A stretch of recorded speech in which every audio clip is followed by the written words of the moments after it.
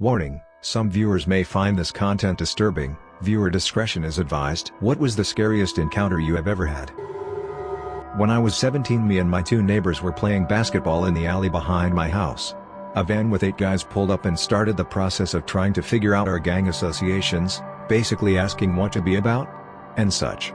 It was in Chicago during the 90s, so even though we weren't in a gang, we knew these guys weren't going to believe us and our eventual ass whooping was about to begin. Just as my heart was about to bust out of my throat, one of the guys in the van recognized one of my neighbors. They were schoolmates.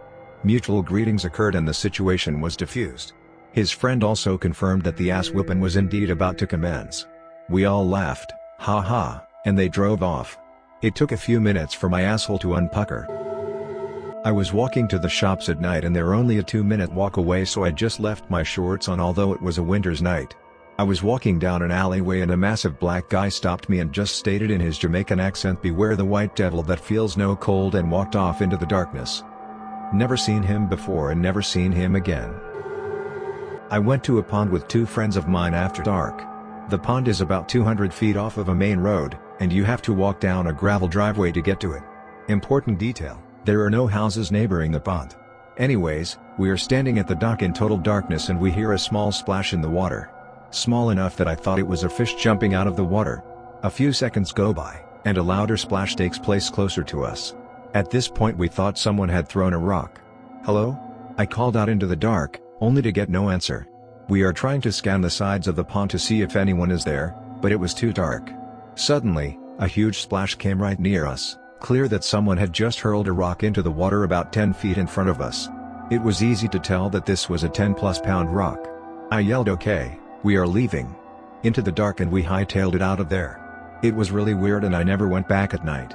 Weirdest part of this is that the only clear space to stand is on the docks or on a small area of grass immediately to our left, which means someone was hiding in a bunch of tall reeds being creepy with us.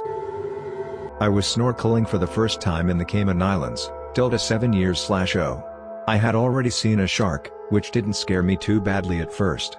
My parents got out and I stayed close to the pier we were snorkeling from. The water was still about 15 feet deep, and to get out you had to climb up these wooden steps with all sorts of gross stuff.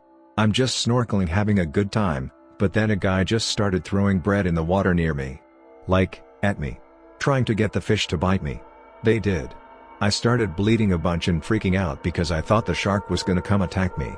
When I tried to get out, I slipped and fell back in the water. Finally made it out, but the entire time I was just waiting to get bitten by a great white. When I was 17, I was robbed at gunpoint while walking home from work. I took a shortcut through an alley where only a couple houses were occupied and a couple dickheads saw an opportunity. Since they didn't plan it, they didn't have masks. They were talking about killing me and leaving me in an empty garage. They decided it wasn't worth it and let me go. As far as I know, they were never caught. I was walking home from the bus that dropped kids off after drama or sports at the nearby elementary school. This was 7th grade and I was listening to the live recording of Godzilla by Blue Oyster Cult on my MP3 player. So my neighborhood is quiet, mostly filled with retired folk, and we all have large yards. I had walked that road home many times and my house was right in sight when this occurred. A green Subaru Outback stopped next to me and I almost didn't notice until the door flew open and a slightly obese woman sprung from the car. She latched onto my arm and tried her best to yank me into the car with her. To her dismay, I was a ranked martial artist and kicked that bimbo in the face. When she let go, I bolted the opposite direction of my house. I didn't want her to know where I lived. No one was home at my house and I knew that. I took out my cell phone, but it was one of those dingy track phones and was dead. So I spent the next half hour or so ducking behind houses and making my way around the other way back to my house. The car would occasionally drive slowly by, looking for me. Needless to say, I can't really listen to that song anymore. Had been at an all-night rave. The next morning the guy giving us a lift back decided he wanted to take a look around an old Victorian mental asylum that had been closed down for a few years, UK. That was creepy enough, but as we were looking around the rabbit warren we realized that someone was sleeping there in one of offices. We then heard noises, so noped the fuck out of there. We managed to get back to the car and was driving out via the main entrance. We got in around the side. A bloke jumped out at the car with the biggest fucking monkey wrench I have ever seen. My mate wound down the window to him, leaning and asking if we had been fucking with his kids. We blagged it that there were other people round the back and we got lost. Could have been the fact we was on a come down, but that guy still pops up in a few dreams over 20 years on. When I was maybe 7 or 8, I lived in Compton, California. We had a small garage that was at the end of a closed alleyway. My cousins, brother and I would go out and play soccer or ride bikes down the alley when we could, which were kept inside our tiny garage. One day, we went to get the bikes out of the garage and a black SUV that looked like an Explorer suddenly sped down the alley and skidded to a stop in front of our open garage, in what I think was an attempt at blocking our view of what happened next. They threw a bald guy out of the car, and 5 more bald Latino men in white t-shirts and jeans or jean shorts came out and started beating and kicking the guy on the floor. One guy stood guard in front of the SUV while this was going on, failing to notice us. I told my younger cousins and brother to run inside as I shut the garage door, using a tied string, and took off running into our apartment complex. They were single floor, all in lines and gated, to hide. The guy standing guard saw us when we took off, but no one followed us as far as I know. One of the scariest things I've ever seen as a kid. Last summer me and my friends decided to go to this abandoned army base that we had heard of but never bothered to visit. In order to get to it you have to walk to and cross a river, then walk uphill through a woodland for about 15 minutes, so it was quite far from where we would usually hang about. After the uphill trek we came to a field that had several stone, crumbling compounds, each with tunnels connecting each one together.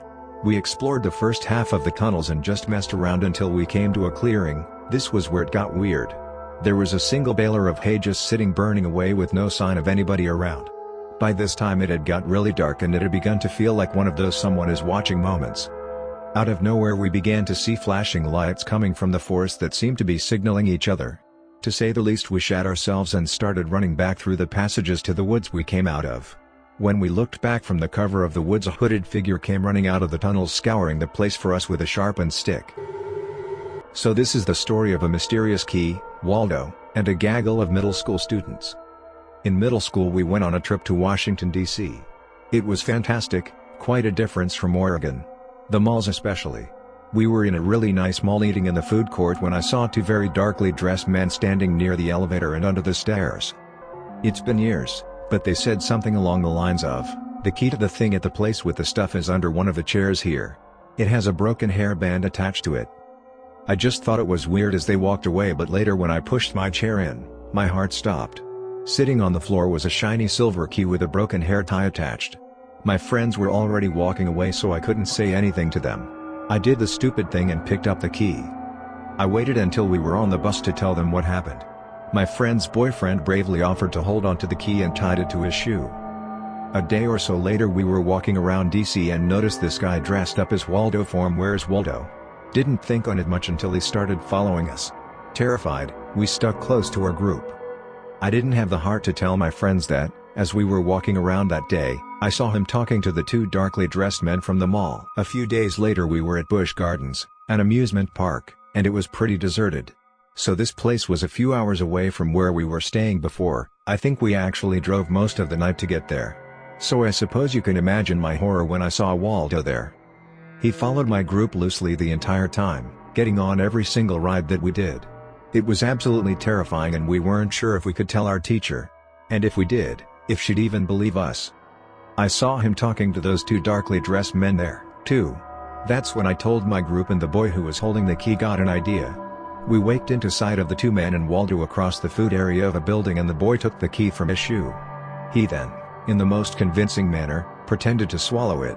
He held it in his mouth for an hour as they continued to follow us, as to not alert them to the fact that it was faked. They eventually stopped following us. We thought we were safe, but the boy continued to hold on to the key. It had become pretty funny to us by the end of the trip until the return flight when Waldo was on our plane. We never saw him again. The boy still has the key. And to this very day, 5 years later, I am terrified that something will happen to the boy in possession of the key. Don't forget to like and subscribe for more daily videos, and join the Spooky Squad.